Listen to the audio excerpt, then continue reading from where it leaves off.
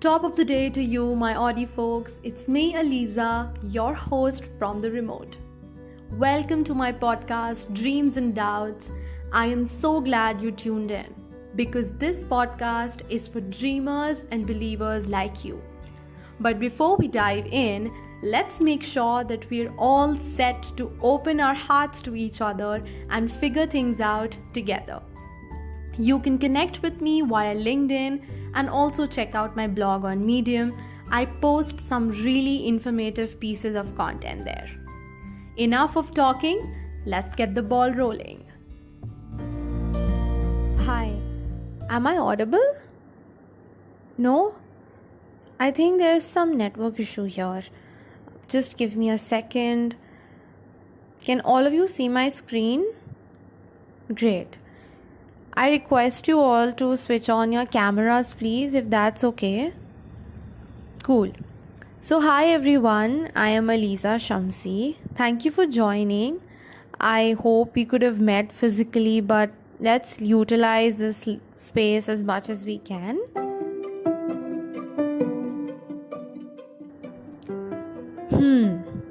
I know it was weird, but I don't think you felt it that way because it's every single day's story now. COVID has established a strong relation of ours with our phones and laptops as if it was less already. The 1.5 GB data no longer feels sufficient. After all, the Instagram scrolling has to be a necessity for the day to be called complete. So, in the online space, you decide who can see you yawning, sleeping in between lectures. Communication seems too difficult when you just have to talk to that black screen.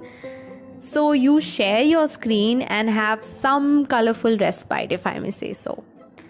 Who'd have thought that something called an open book examination could also exist? And that too on an official front.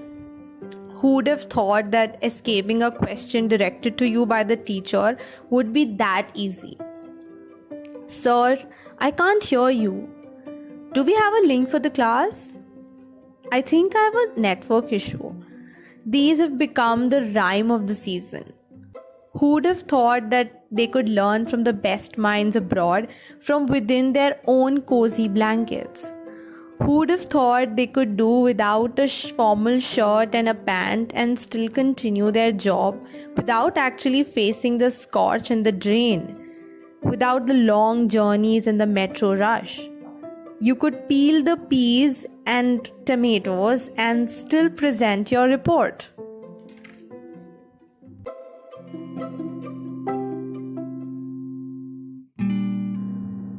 My contention with this is not to project how life would be after this pandemic would end. I don't want to sound pessimistic, but there's little possibility of everything retracting to absolute normal, since this has become a part of our lives in a way. My submission is to show how this online mode has bridged the gap created out of logistic constraints and have actually proven to be a boon to ambiverts like me. Not to take away any credit from the warmth, the confidence in the physical mode, but this is much more convenient, giving you ample time to spend on yourself. Finding your ikigai, working on your weaknesses, augmenting the rest time, not having to worry about what to wear, how to travel, whom to talk. So you can just talk more to yourself, be more of yourself, and find more in yourself.